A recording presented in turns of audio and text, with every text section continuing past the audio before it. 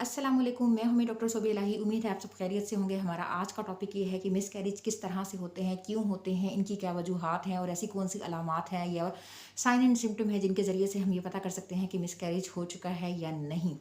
तो video proceed करने से पहले अगर मेरे चैनल को आपने अभी तक सब्सक्राइब नहीं किया तो सब्सक्राइब कर दीजिए, बेल आइकन को प्रेस कर दीजिए और स्टार्ट करते हैं अपना टॉपिक।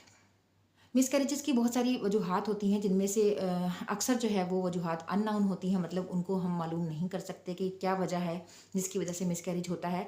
लेकिन 50 to 60% केसेस ऐसे होते हैं जिनमें मिसकैरेज की वजह को मालूम किया जा सकता है। मैं आज आपको आसान अल्फाज में समझाने की कोशिश करूंगी, तो वीडियो को एंड तक लाजमी देखिएगा, इसको स्किप मत कीजिएगा। फर्स्ट ऑफ ऑल जो इसकी सबसे बड़ी वजह हो सकती है वो है जेनेटिक डिसऑर्डर। अगर आपका स्पर्म या आपका एग जो है वो लो क्वालिटी का है तो उनसे बनने वाला जो एम्ब्रियो होगा वो भी लो क्वालिटी का होगा। तो जब मटेरियल ही लो क्वालिटी का होगा तो बनने वाला प्रोडक्ट भी जो है वो लो क्वालिटी का ही होगा।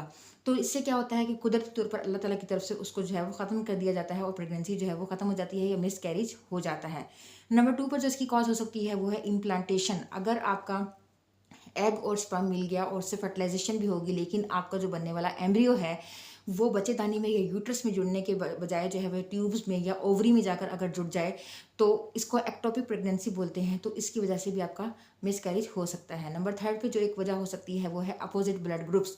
अगर आपका और आपके हस्बैंड का ब्लड ग्रुप जो है वो मुख्तलिफ है, फॉर एग्जाम्पल अगर आपका ब्लड ग्रुप नेगेटिव है, आपके हस्बैंड का ब्लड ग्रुप जो है वो पॉजिटिव है, और अगर आपके बच्चे का ब्लड ग्रुप भी नेगेटिव है तो इससे आपकी प्रेगनेंसी सेफ रहेगी। लेकिन अगर आपके बच्चे का ब्लड ग्रुप जो है वो हस्बैंड पर चला गया और पॉजिटिव हो गया तो उससे क्या होता है कि माँ की बॉडी में बच्चे के अगेंस्ट जो है वो एंटीबॉडीज या सेल डिवेल्प होना शुरू हो जाते हैं जो कि बच्चे को जो है वो ख़त्म कर देते हैं या किल कर देते हैं।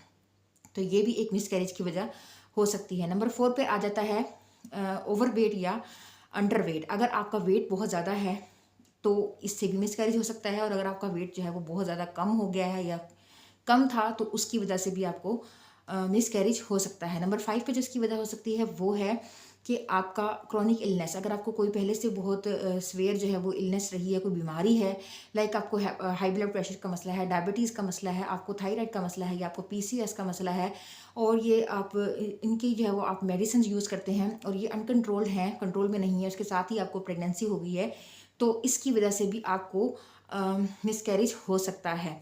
तो इसके अलावा अगर आपको कोई वेजाइनल इन्फेक्शन है या आपको यूटीआई है तो ये भी जो है वो मिसकैरेज की एक बड़ी वजह बन सकते हैं।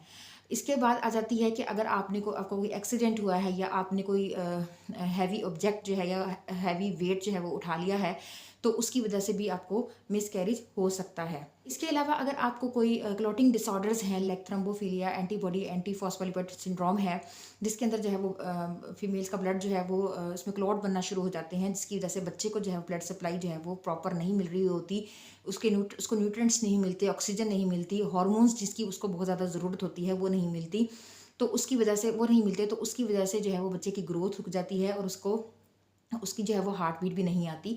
तो ये भी जो है एक वजह बन सकती है आपके मिसकैरेजेस की। तो ये तो थी मिसकैरेजेस की वजूहात। अब हम देखते हैं कि ऐसी कौन सी अलामात हैं जो हमें शो होती हैं। अगर आपको कमर में बहुत शदीद दर्द हो या पेट के निचले हिस्से में आपको बहुत शदीद दर्द हो, जो कि पीरियड्स के पेन से बहुत ज़्यादा होता है, या आपको कंट्रैक्शंस या खिंचाव महसूस हो पेट में, उसके साथ हैवी ब्लीडिंग भी हो, हैवी ब्लीडिंग जो है वो लोथड़ों की शक्ल में हो सकती है, या आपको ब्राउन डिस्चार्ज या सपोर्टिंग भी हो सकती है, तो ये आपको जो है वो मिसकैरेज की अलामात जो है वो शो हो सकती हैं। इसके अलावा कुछ फीमेल्स ऐसी भी होती हैं जिनको कोई अलामत जो है वो शो नहीं होती, और वो जब डॉक्टर के पास जाती हैं तो तब उनको पता चलता है कि उनका मिसकैरेज हो चुका है या बच्चे की ग्रोथ नहीं हो रही या उसकी हार्ट बीट नहीं आई। तो उसके अकॉर्डिंग जो है वो डॉक्टर उनको कहते हैं कि आप जो है वो अबॉर्ट करवा लें, या फिर जो है उनको कुछ वक्त दिया जाता है ताकि जो है वो बच्चे की हार्ट बीट जो है वो आ जाए या ग्रोथ स्टार्ट हो जाए। तो ऐसे तमाम केसेस जिनमें अगर फीमेल्स की एक मिसकैरेज हो चुका है तो मैं उनसे ये कहूँगी कि आपके पास 90 to 92% चांसेस हैं कि आपकी जो नेक्स्ट प्रेगनेंसी है वो हेल्दी होगी और उसमें कोई मसला नहीं होगा।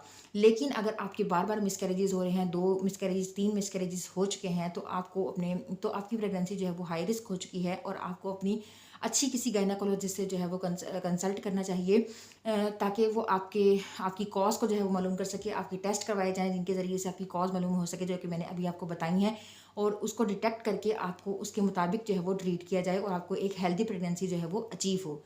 तो उम्मीद है आपको मेरी वीडियो पसंद आई होगी। इसको लाइक कर दीजिए, इसको शेयर कर दीजिए and subscribe my channel, hit the bell icon for the notification of next videos. And अगर आपका कोई सवाल हो तो आप मुझसे कमेंट बॉक्स में पूछ सकते हैं या फिर मुझे इंस्टाग्राम पर जो है वो मैसेज कर सकते हैं। मिलते हैं एक नई वीडियो में एक नए टॉपिक के साथ, तब तक के लिए अल्लाह हाफिज़।